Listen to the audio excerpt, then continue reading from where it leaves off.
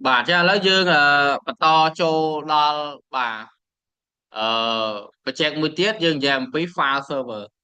chẳng đam bây dương ai install file server bán vì to thì dương nắng bà install nó bà phạt hếtចំនួន3បាទ package ទី1ឈ្មោះ Samba បាទ package ទី2 Samba client package ទី3 Samba command ណាអញ្ចឹងមាន3 package ហ្នឹងបាទអញ្ចឹងយើង install មកបាទបាទអញ្ចឹងដោយសារថា package ទាំង3នេះធ្លាប់មានម្ដងហើយនៅក្នុង system របស់ខ្ញុំអញ្ចឹងបើសិនជាអត់មានបោះនេះយើងវានឹងដើរទៅមុខ direct ណា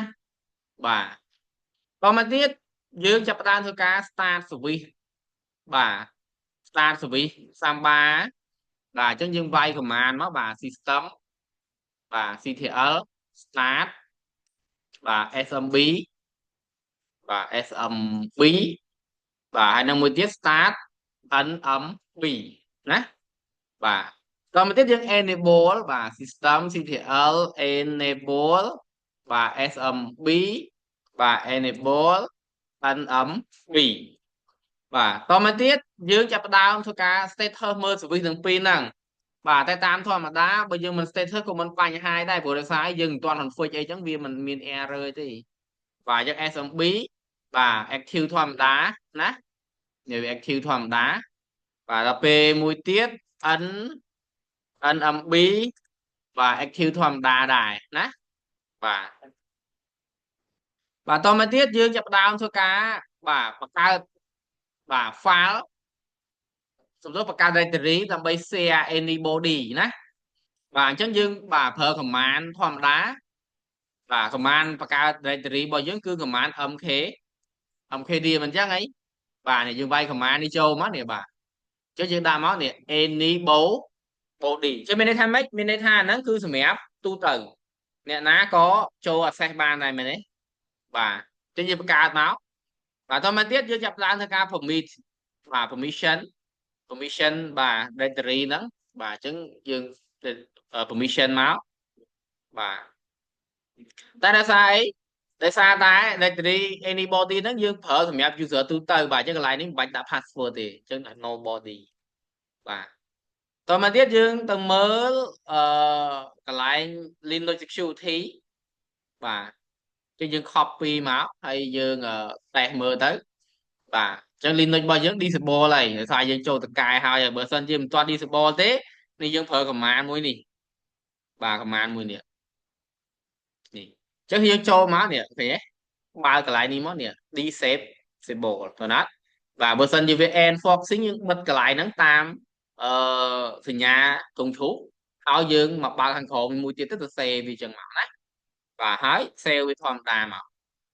បាទតមកទៀតយើងចាប់ផ្ដើមធ្វើការ add script បាទ add script សម្រាប់ទូទៅគេហៅថា global មានន័យថាuser ទូទៅដែលគាត់អាចចូលទៅ access Samba ហ្នឹងបាទអញ្ចឹងយើងចូលតាម command vec samba smb.config បាទហើយយើង enter មកតមកទៀតនេះកន្លែងនេះបើសិនជាគ្នាយើងអត់មានអញ្ចឹងចឹងយើងលុបវាចោលទៅណាយើងលុបវាចោលមកបាទគ្រូចុចហើយឬក៏គ្រូ escape ទៅក៏បានដែរហើយកន្លែងនេះយើង dd វាចោលចឹងបាទ dd វាចោលទៅ global ណាមានថាលុបអាចារ្យចោលអស់សិនមកតមកទៀតខ្ញុំទៅយក script ដែលយើងមាននៅក្នុងមេរៀនយើងណាបាទយកមកគ្រូចុច i មួយទៅបាទហើយម៉ៅស្ដាំមកអញ្ចឹងនេះគឺជា script ដែលយើងបានពីក្នុងមេរៀនរបស់យើងបាទអញ្ចឹងយើងដាក់វាចូលទៅ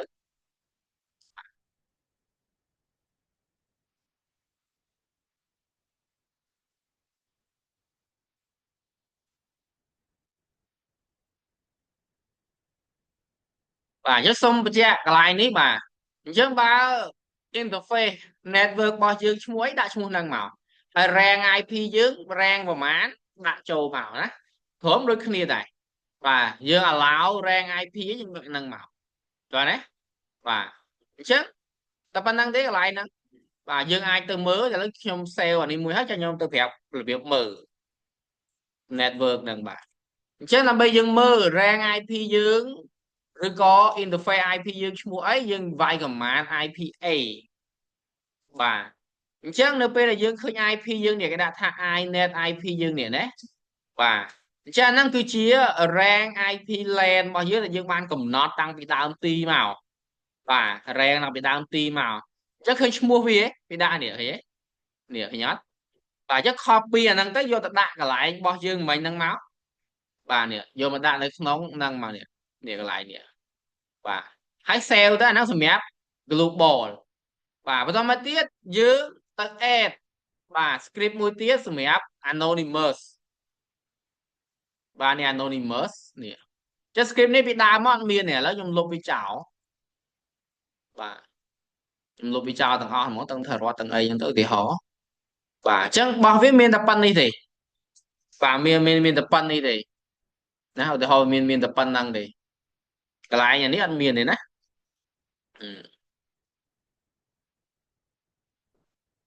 អូខេបាទចានេះយើងលុបចោលទៅដល់ឥឡូវខ្ញុំ save ប៉ុណ្ណឹងបាទអញ្ចឹងគ្នាយើងទៅយក script នៅក្នុង anonymous ផ្នែក anonymous share ដែលយើងសម្រាប់ឲ្យ directory មិញឈ្មោះ anybody បាទអញ្ចឹងយើងយកវាទៅ add នៅខាងក្រោមនេះចូលមកទៅ add ខាងក្រោម add ខមហ្នឹងបាទអញ្ចឹងយើងដាក់មកនេះ anonymous share បាទ anonymous share នេះបាទឬក៏យើងដូរកន្លែងហ្នឹងដាក់ឈ្មោះដាក់ទៅកន្លែងហ្នឹងបាទអត់បញ្ហាទេ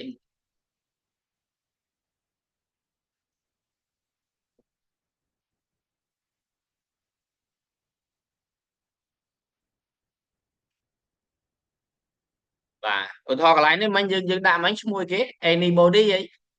បាទចុះនេះដាក់មកដាក់ចូលមកបាទ anybody ណាបាទ anybody sharing ដល់ពេលនេះយើងដាក់មកបាទ anybody can access បាទនេះជាគាត់ជា comment ទេបាទ can access ណាបាទហើយយើង save មក x មក save ទៅបាទតមកទៀតគឺយើងចាប់ផ្ដើមធ្វើការ add firewall បាទអញ្ចឹង firewall របស់យើងគ្រូបានដាក់នៅក្នុង script មេរៀនរបស់យើងហើយយើងគ្រាន់តែទៅ copy វាមកក៏បានឬក៏យើងទៅ save ទៅបាទថតឥឡូវ firewall បាទគ្រូ add ម្ដង2ចុះបាទfirewall នេះមួយ file នេះមួយទៀតបាទអញ្ចឹងបើយើងធ្លាប់ add ហើយវាចេញ warning ប្រាប់យើងអញ្ចឹងបាទវាចេញ warning ប្រាប់យើងអញ្ចឹងយើងទៅ add IP របស់ add firewall យើងបន្តទៀតបាទឃើញទេវាដាក់ warning អញ្ចឹងទៅតែដោយសារយើងធ្លាប់ add ហើយបើសិនយើងធ្លាប់ add ទេវាដាក់ success ទាំងអស់បាទអញ្ចឹងយើង add មួយទៀតនេះ enter ទៀតមកបាទដល់ពេល SMB យើង add ដូចគ្នាអញ្ចឹង add service SMB បាទកុំតែវាដាក់ថាម៉េចនេះ invalid service SMB អត់បញ្ហាចូលក៏យកទៅបើមិនចូលទៅក៏អត់ទៅព្រោះយើងមានបាទ port ផ្សេងហើយយើងបើកអស់ហើយណាបាទតមកទៀតណៃប្រើ command test path មានតែ test parameter ហ្នឹងណាបាទយើងមើលបើសិនជាវាអត់មាន error វាប្រាប់ថាម៉េចនេះវាថា load service file OK ឃើញអត់បាទ load service file OK អញ្ចឹងអត់មានទេអញ្ចឹងយើង enter ទៅបាទផុតអស់ហើយបាទអាហ្នឹងគឺសម្រាប់យើងតេស្តតមកទៀតយើងទៅ start service បាទ start service SMB និង service NMB បាទអញ្ចឹងខ្ញុំតេស្តមកបាទ start តមកទៀតយើង enable ម្ដងទៀតបាទពួកយើង config ហើយបាទ enable ម្ដងទៀតទៅតមកទៀតយើងចាប់ផ្ដើមទៅតេស្តនៅខាង client បាទអញ្ចឹងយើងទៅ client នេះយើងទៅផ្នែក client ហ្នឹងមកបាទអញ្ចឹងបាទយើង command run នេះហើយយើងវាយ IP server យើងនេះឃើញទេបាទនេះ IP server យើងគាត់ណាត្រូវច្បាស់ថា server របស់យើង DHCP ដើរអត់ណាត្រូវច្បាស់ DHCP នៅក្នុង server យើងដើរអត់ DHCP របស់យើងបាទអញ្ចឹងដើម្បីយើងនេះឲ្យច្បាស់យើង restart វាបដ ாய் ទៅបាទ CTR restart DHCPD តោះណា và chẳng thử tại DCP hay đà và tôi mình tiếp là này nè và vài IP server dân châu máu chứ bị tranh này nè anh bị cho bia cha máu đấy và cho dân khơi nè anybody sharing bao giờ mà nhỉ và hai bữa sân như dương lên cho ngày job dương restart mà sân mùi tới vì lên chùa vậy anh ấy sẽ mẹ bẹp quan tình nắng user tu từ và anybody đó và mỗi tiết dương cho tới config sẽ mẹ user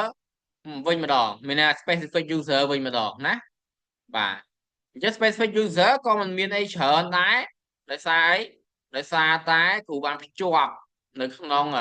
mười hiện ao dương ao hài bà chứ khi dương khoa ta copy là nắng màu và này ta copy script nắng máu vô một pha chân màu hay nhé phải ta password mùi bị bay và mùi bị bay chụp bên năng hỏi cho ta config và của hai nắng sẽ client mùi ghế chua thà rọt mình chắc ấy nè mai này cái đạn này nè và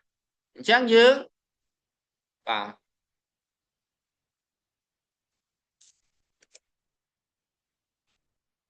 như xe máu ví và etc ok này và enter đó dân từ pha command nữa hàng khổ script chúng tôi và script hàng khổ và chọn chọn ai mười máu và chân user giờ mấy thà rọt mình chắc ấy và cho này vô script thà rọt mà đã máu và nè chân dương hà châu máu nè thì nè cha đấy múa thà rọt mình chắc ấy nè dương add cái mình quạt áo hết và háo dương sale tới và hôm nay test ham test parameter năng máu đãทำ mấy ok đó và cho miền panh hai thì enter từ rồi bây giờ này tới restart switch và restart switch bao dưỡng và switch bao dưỡng SMB nâng anh âm bì mình đấy và chấn dương đã máu để restart switch đó và ok chấn việt là trong tầm mà tiếp này tới khang client và từ tên khang client khơi thà rọt mau vinh nữa chấn vài IP nâng đại máu nè cái nè thà rọt nè châu vậy nè và hai bờ sân gì vì ở chọp mình nè dương ở chọp châu thế vì tiền username password chứ username password cứ user thà ruột password mùi bị bay là dương bán set ban mình nè nè và anh ấy cứ mẹ client user specific để con ai access cho từ bản và chắc ca config web server miền tập phân nắng và